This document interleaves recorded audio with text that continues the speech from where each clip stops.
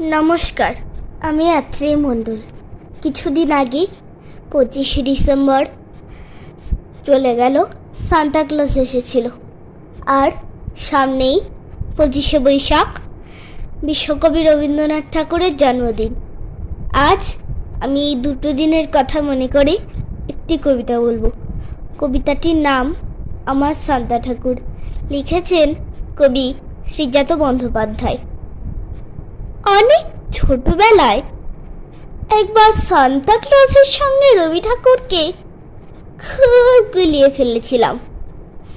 ক্যালেন্ডারে হাঁটতে গিয়ে থমকে যাওয়া গম্ভীর পানা রবি ঠাকুরকে দেখে কতবার ভেবেছি, আরে মস্ত ঝোলা টুপিটা কোথায় গেল। শীতের সন্ধেবেলায় রাস্তার ধারে বিক্রি হওয়া কেকের প্যাকেটে সান্তার ছবি দেখেও মনে হয়েছে আলখাল্লা মিসিং। মোট কথা, এই গুলিয়ে ফেলার তেমন কিছু মীমাংসা আমি করে উঠতে পারিনি আজও। কতবার চোখ বুজেই দেখতে পেয়েছি বরফের কুচি উড়িয়ে বলগা উড়িয়ে টানা স্লেজ গাড়িতে চড়ে দাড়ি বুড়ো আসছে আমাদের পাড়ায়। তার পিঠের ঝুলিতে সে যে কত রকমের উপহার তার বলার না। আমারও চিঠি গেছে তার কাছে।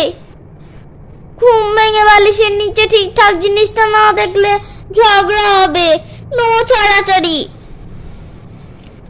তবে হ্যাঁ, ভুল কিন্তু একবারও হয়নি। যেবার যা চেয়েছি মোদের ঘরে দিব্যি রেখে গেছে সান্তা বুড়ো। বন্ধুদের সঙ্গে গোপনে আলোচনা করে জেনেছি তাদেরও বালিশের তলা ভরে উঠেছে চাহিদা মতন। খুব পছন্দ হয়ে গেছে দাড়ি বুড়োকে, ভালো লোক। কাগজ থেকে ছবি কেটে পড়ার টেবিলের সামনের দেয়ালে সেটেছি। ও পাড়ার মাসিমা বাড়িতে এসে মাকে বললেন, মা, ছেলে এই বয়সে কি বুঝদার হয়েছে দিদি ভাই। দেয়ালে কেমন রবীন্দ্রনাথের ছবি লাগিয়েছে। আমারটাকে দেখো গিয়ে, ঘরবতী সব আজে বাজে জিনিস, ঠাকুর দেবতায় একেবারে মন নেই। বুঝলাম ব্যাপার ঝামেলার। সান্তা ক্লজই কিভাবে কি জানি সহজ পাঠ লিখেছে। আমি অবশ্য মোটেও দমে যাইনি এ ঘটনায়, বরং দ্বিগুণ উৎসাহে সান্তা বুড়োর আরো সব লেখা পড়তে শুরু করলাম। সান্তা কত গুণী লোক এটা বুঝতে পেরে মনটা ভালো লাগায় ভরে উঠেছিল। আরো ভালো লাগতো এটা ভেবে যে আমি এই বয়সে তার কদর বুঝতে শুরু করেছি। সহজ পাঠ এমনিতেই দারুণ পছন্দের বই ছিল আমার। বাকি বইগুলো বেশ লাগলো। লেখার হাত আছে সান্তার, মানতেই হয়। তারপর দেখলাম ওমা, গানও লিখেছে প্রচুর, লিখেই ক্ষান্ত হয়নি, তাতে আবার সুর বসিয়েছে। সেই গান যখন দল বেঁধে বন্ধুরা গাইলাম স্কুলের ফাংশনে, কি যে মজা হলো। সান্তা বুড়োর লেখা বাংলা গান গাইছি ভেবেই আনন্দ হলো খুব। কি দিন ছিল সেটা, 25শে বৈশাখ। তখনও 25শে বৈশাখ মানে স্কুলে গিয়ে রবি ঠাকুর পুজো। স্কুলের বাইরে যে পৃথিবী, সেখানে এই দিনটার কি দাপট বোঝার সময় আসেনি তখনও। তারপর বড়দের হাত ধরে কলকাতাও ঘুরলাম কিছু। দেখলাম অনেক জায়গায় সান্তার মূর্তি রয়েছে, একটা তো টুপি রাখেনি। এমনকি তার নামে জায়গা থেকে শুরু করে গান বাজনার জন্য হল পর্যন্ত আছে। বুঝলাম সান্তা ক্লজ আসলে কবির ছদ্মবেশে ঠাকুর। সেই একবার, তারপর রবীন্দ্র জয়ন্তী দেখতে পেলাম। আসল রবীন্দ্র জয়ন্তী রবীন্দ্র সদন প্রাঙ্গণে ভোর থেকে নাকি রবি ঠাকুরের গান গাইছে সকলে, রাত অব্দি নাকি গাইবে। প্রথমটায় তো ভেবেছি মিথ্যে কথা, তারপর দেখি সত্যি সত্যি।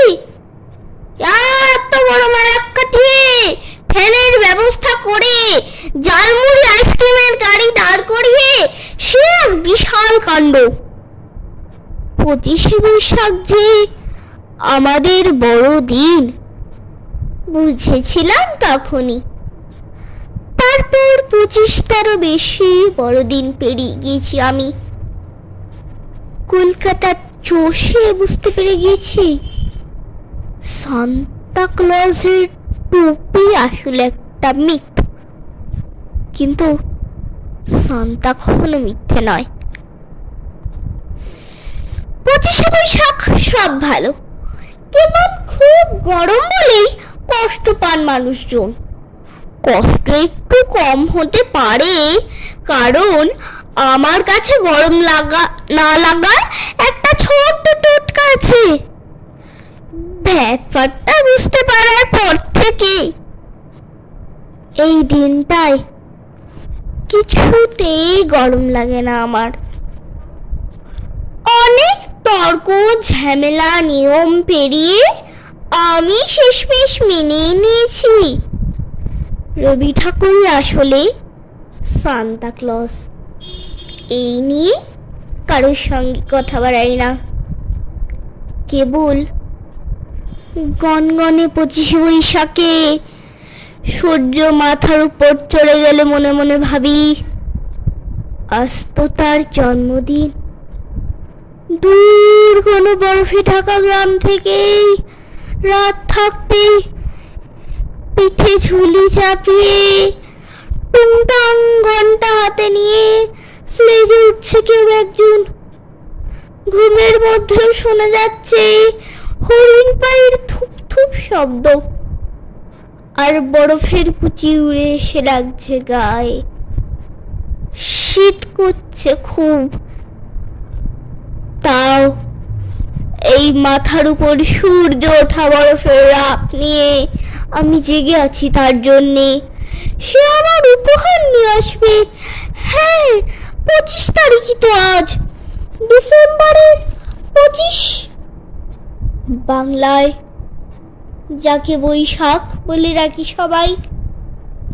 আজই তো বড় দিন আমাদের সকলের।